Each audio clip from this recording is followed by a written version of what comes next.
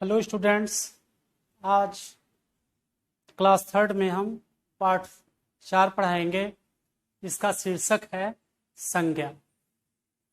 बच्चों, हम सबसे पहले आपको बता दें संज्ञा क्या होती है।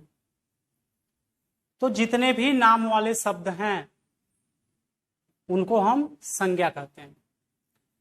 किसी भी वस्तु का नाम हो, किसी स्थान का नाम हो, किसी पशु का नाम हो, किसी पक्षी का नाम हो, किसी मिठाई का नाम हो, किसी पर्वत का नाम हो, किसी नदी का नाम हो, है ना, किसी दशा का नाम हो, तो ये सब क्या कहलाते हैं? संज्ञा। तो संज्ञा को हम परिभाषित कर सकते हैं, उसकी परिभाषा के रूप में हम कह सकते हैं किसी भी व्यक्ति, वस्तु या स्थान का जो नाम होता है उसे ही हम संज्ञा कहते हैं।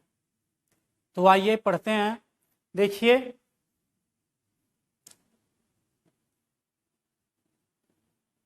अब देखिए इस फिगर में आप देख रहे हैं कि मदारी आया है ना, बंदर नाच रहा है और बच्चे उसका तमाशा देख रहे हैं। तो देखिए ये मदारी, बंदर, बच्चे, इसका डमरू, ये सब क्या है? संज्ञा का नाम है, संज्ञा है। देखिए जितने भी रेड कलर में ये दिए हुए हैं, लाल रंग में, ये सब क्या है? संज्ञाएं हैं।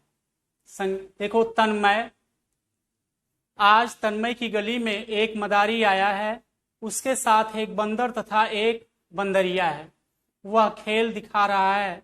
गली के सारे बच्चे खेल देखकर खुश हो रहे हैं। अंत में बंदर सभी के सामने कटोरा लेकर जाता है। सभी बच्चे उसके कटोरे में रुपए पैसे डाल रहे हैं। तो देखिए ये जो आपने पढ़ा, इसमें देखिए तन्मय है ना, ये किसी बच्चे का नाम है। तो तन्मय क्या है? संज्ञा है। उसी तरह से गली स्थान का नाम है, ये भी क्या है? संज्ञा है। मदारी संज्ञा है। बंदर क्या है? संज्ञा है। तो कहने का मतलब जितने भी नाम वाले शब्द हैं, चाहे वो किसी व्यक्ति का नाम हो, किसी वस्तु का नाम हो, किसी स्थान का नाम हो, सब क्या कहलाते हैं? संज्ञा कहलाते हैं। देखिए बच्चों, आपने देखा कि ऊपर दिए गए वाक्यों में तन्मय एक विशेष व्यक्ति का, गली एक स्थान का, मदारी बंदर बंदरिया तथा बच्चे प्राणियों के, खुश व खेल भाव व दशा के तथा कटोरा व रुपए पैसे वस्तुओं के नाम हैं। ये सभी संज्ञा हैं। व्याकरण में नाम को ही संज्ञा कहते हैं। इस प्रकार हम कह सकते हैं कि किसी व्यक्ति, वस्तु, स्थान, भाव आदि के नाम को संज्ञा कहते हैं।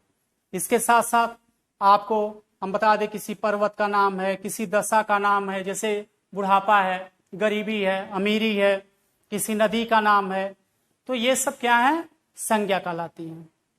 अब देखिए संज्ञा के भेद। देखिए संज्ञा के मुख्यतः 3 भेद होते हैं: व्यक्तिवाचक संज्ञा, जातिवाचक संज्ञा और भाववाचक संज्ञा। अब देखिए जैसा कि नाम से ही स्पष्ट है, व्यक्तिवाचक संज्ञा किसको कहेंगे? किसी विशेष व्यक्ति, वस्तु या स्थान का जो नाम होता है वो व्यक्तिवाचक संज्ञा कहलाता है। तो हम कह सकते हैं संज्ञा के जिस रूप से किसी विशेष व्यक्ति, वस्तु या स्थान का ज्ञान होता है, स्थान के नाम का ज्ञान होता है, उसे हम व्यक्तिवाचक संज्ञा कहते हैं। किसी व्यक्ति का नाम, जैसे मान लीजिए राम, श्याम, मोहन, ये क्या है? व्यक्तिवाचक संज्ञा है। किसी वस्तु का नाम, जैसे किसी पुस्तक का नाम है, महाभारत है, रामायण है, गीता है, ये संज्ञा है। उसके बाद किसी देश का नाम है, जैसे रूस, फ्रांस, इटली, जापान, भारत, ये क्या है? संज्ञा है ना। कौन सी संज्ञा है? व्यक्तिवाचक संज्ञा। देखिए ये देखिए चित्र में नरेंद्र मोदी जी का फोटो है ना। तो नरेंद्र मोदी किसका नाम है? किसी व्यक्ति का नाम। ये देखिए रामायण पुस्तक का नाम है और भारत देश का नाम है। तो ये क्या है? ये व्यक्तिवाचक संज्ञा है। देखिए यहाँ नरेंद्र मोदी एक विशेष व्यक्ति का, रामायण एक विशेष पुस्तक का, तथा भारत एक विशेष देश का नाम है। अतः ये सभी व्यक्तिवाचक संज्ञाएं हैं। तो व्यक्तिवाचक संज्ञा किसको कहते हैं? संज्ञा के जिस रूप से किसी विशेष व्यक्ति, वस्तु या स्थान के नाम का ज्ञान होता है उसे हम व्यक्तिवाचक संज्ञा कहते हैं। अब देखिए जातिवाचक संज्ञा किसको कहते हैं? देखिए जिस संज्ञा शब्द से किसी व्यक्ति, वस्तु या स्थान की समस्त जाति का बोध होता है उसे हम जातिवाचक संज्ञा कहते हैं। जैसे देखिए इसमें लड़का किसी विशेष व्यक्ति का नाम नहीं है, बल्कि लड़का क्या है? जितने भी ये लड़का समूह है, लड़का समुदाय है, इससे सभी, जैसे आप सभी क्लास में बैठे हुए हैं, अभी हम किसी को विशेष रूप से किसी नाम से बुलाएं, है ना, तब वो किसी व्यक्ति, तब वो व्यक्तिवाचक संज्ञा है। लेकिन अगर हम कह दें बच्चों, तो बच्चों में आप सभी आ जा रहे हैं, है ना, तो बच्चों या लड़के या विद्यार्थी, ये क्या है? जातिवाचक संज्ञा है। उसी तरह से पुस्तक कहने से जितनी भी पुस्तकें हैं, है ना, वो सभी आ जाती हैं। जैसे अभी हम रामायण थे यहाँ पे वो देखे थे या लिखा था, महाभारत लिखा था, है ना, महाभारत की पुस्तक है, रामायण की पुस्तक है, गीता की पुस्तक है, तो ये व्यक्तिवाचक संज्ञा। लेकिन पुस्तक अगर कह दिया जाए तो उसमें आपका रामायण, महाभारत, गीता, वो तमाम धार्मिक पुस्तकें और भी जो उसके अलावा जो पुस्तकें हैं सब आ जाती हैं। इससे एक पुस्तक समुदाय का ज्ञान होता है, पुस्तक जाति का बोध होता है, इसे क्या हुआ? जातिवाचक संज्ञा। अब देखिए पार्क, है ना, पार्क भी क्या है? जातिवाचक संज्ञा है ना। देखिए फिर देखिए यहां लड़का, पुस्तक तथा पार्क विशेष नाम न होकर अपनी अपनी जात या वर्ग का बोध करा रहे हैं, अतः ये सभी जातिवाचक संज्ञाएं हैं। देखिए जातिवाचक संज्ञा को विशेष नाम देने पर वह व्यक्तिवाचक संज्ञा बन जाती है। जैसे अभी देखिए आपको हम बताए कि आप लोग बैठे हैं, अभी हम किसी बच्चे का, स्पेशल किसी बच्चे का नाम लेकर के बोलें, अभी मान लीजिए बच्चे हम कह रहे हैं तो आप सभी लोग आ गए, है ना, तब वो जातिवाचक संज्ञा हो गया। लेकिन अभी हम आप में से किसी बच्चे का नाम लेकर के बोलें तो वो क्या हो जाएगा? व्यक्तिवाचक संज्ञा। जैसे देखिए यहाँ लड़का जातिवाचक संज्ञा है और उन्हीं लड़कों में से एक का नाम है ये नमन, तो नमन क्या है? व्यक्तिवाचक संज्ञा। पुस्तक में आपको पता है सभी पुस्तकें आ जाएंगी, लेकिन अगर उन पुस्तकों में रामायण का नाम लिया जाए तो रामायण व्यक्तिवाचक संज्ञा।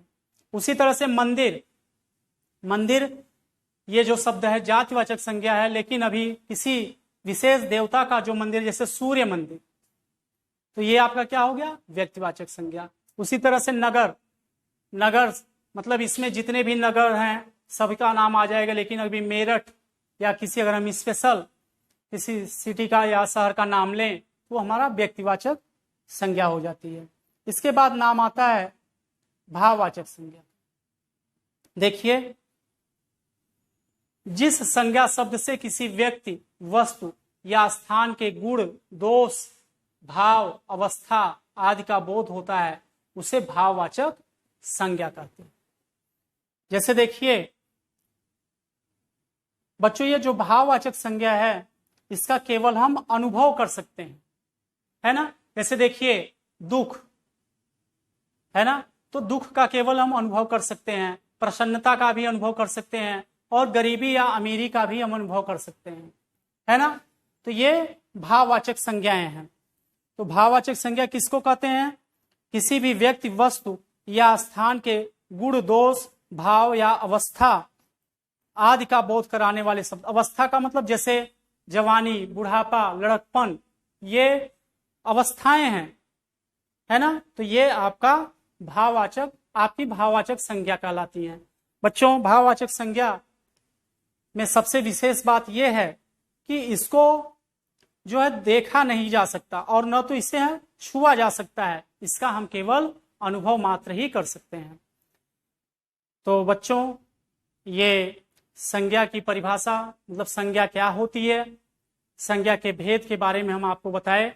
एक बार हम फिर संज्ञा की परिभाषा आपको बता दे रहे हैं। किसी व्यक्ति, वस्तु, स्थान, भाव आदि के नाम को हम संज्ञा कहते हैं, या दूसरे शब्दों में हम कह सकते हैं किसी भी नाम वाले शब्द को हम संज्ञा कहते हैं। तो बच्चों, इसी के साथ आपका ये चैप्टर समाप्त हुआ। इस वीडियो को देखिएगा और पढ़िएगा। धन्यवाद।